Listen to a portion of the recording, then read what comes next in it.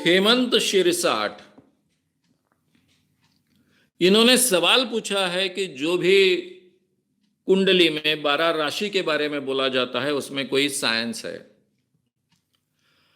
देखिए, अभ्यास के लिए हमारी पृथ्वी घूमते रहती है अपने इर्द गिर्द, फिर वो सूरज के इर्द गिर्द भी घूमती है, फिर वो उसका जो एक्सिस है वो थोड़ा टेढ़ा है। इन सभी कारणों से जो हमारे जहां हम हैं, पृथ्वी के जिस बिंदु पर हम हैं, वहां से हमें आकाश अलग अलग दिखता है। आकाश का दायरा जो हमारे दृष्टि में आता है वो बदलते रहता है। और पहले के जमाने में निरीक्षण करने के लिए हमारे पास में कोई आधुनिक आज जैसे हथियार नहीं थे, या फिर हमारे पास में सैटेलाइट्स नहीं थे, कृत्रिम सैटेलाइट्स नहीं थे कि उसके ऊपर कोई टेलीस्कोप लगी है और वहां से पूरी तरह से ज्यादा पूरे विश्व का हिस्सा हम देख पा रहे हैं। ऐसी स्थिति नहीं थी। इसलिए हमने अभ्यास के लिए ये जो हमको दिखता है आंखों से चारों ओर, सभी ओर, वो सभी ओर के विश्व का हमने 12 भागों में हिस्सा किया। उसको हम 12 राशि कहने लग गए ताकि अभ्यास के लिए हमको आसान हो जाए। और तारों की पोजीशन होती है, वो तो तारे घूमते हुए हमें दिखते हैं, लेकिन पृथ्वी घूमती है, तारे तो अपनी जगह पर होते हैं। तो ये पृथ्वी जो घूमती है उसके अनुसार ये जो स्थिति तारों की हमको अलग अलग दिखती है, उसको पहचानने के लिए वो तारों की रचनाओं के आधार पर हमने अलग अलग राशि के नाम दिए। अब शुरुआत में ये नाम बहुत अलग अलग हो गए।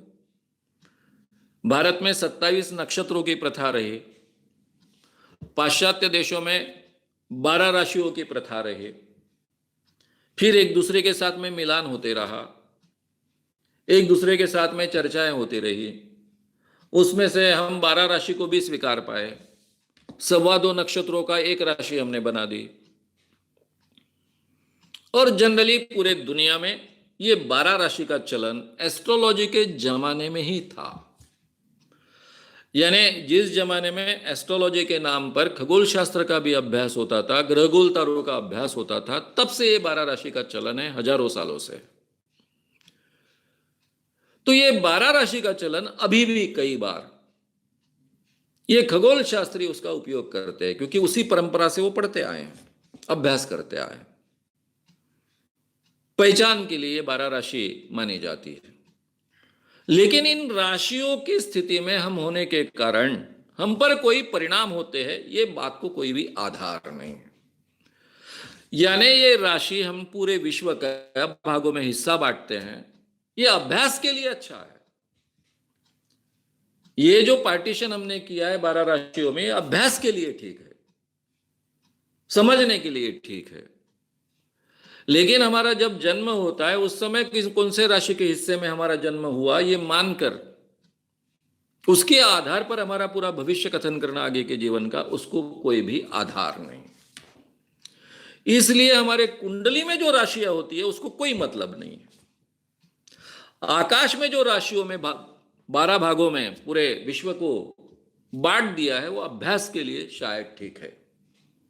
आज वैसे देखा जाए तो उस ढंग से अभ्यास करने की भी आवश्यकता नहीं, उससे बहुत बारीकी से अलग ढंग से अभ्यास किया जाता है, क्योंकि पूरे विश्व को एट ए टाइम हम देख सकते हैं। ऐसे हमारे सैटेलाइट्स बने हैं, 2 सैटेलाइट्स मिलाकर हम पूरे विश्व को देख सकते हैं।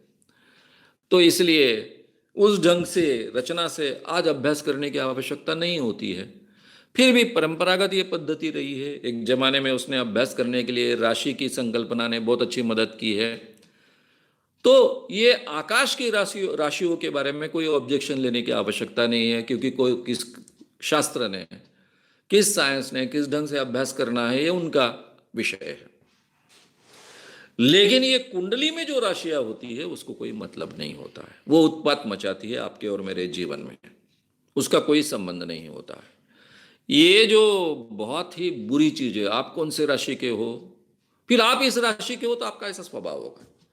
पढ़े लिखे लोग जब इस ढंग से बात करते हैं तो मुझे ऐसा लगता है कि इन लोगों का क्यों इतना खाली है भाई, इतना ज्ञान आज के जमाने में उपलब्ध है, अभी तो ठीक ढंग से भरिए।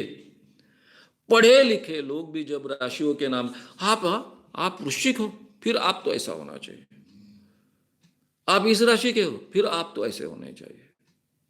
मेरे साथ बात करते वक्त भी कई बार कहते हैं, ये मैं इस राशि का हूं, ये मेरे पति हैं, ये इस राशि के हैं, इसलिए हमारा जमता नहीं। अब राशि के कारण ही जमता नहीं, अगर दिमाग में होगा तो जमेगा कैसा? इस जन्म में तो जमने वाला नहीं है, क्योंकि राशि तो बदलने वाली नहीं है। अरे भाई, आपके स्वभाव में खोट है, स्वभाव को चेंज करो, स्वभाव में एडजस्टमेंट निर्माण करो, दूसरों को समझने की प्रवृत्ति निर्माण करो, तो जमेगा ना पति पत्नी का। इस वक्त तो पहले मेरे मन में कल्पना आती है कि क्यों इतना खाली है। अब है हमारा खाली, हमारे संस्कारों के कारण हम पूरा खाली रखते हैं और भलती चीजें उसमें भरते हैं। तो ये कचरे को हमारे दिमाग से निकालना और सही चीजें हमारे दिमाग में डालना, यही तो प्रोसेस है। इसी को तो वैज्ञानिक दृष्टिकोण स्वीकारना कहते हैं। वो हमें विकसित करना पड़ेगा और तब जाकर ये सब झंझट से हम अपने आप को मुक्त कर पाएंगे और हम अपने आप को सही मायने में स्वतंत्र कर पाएंगे।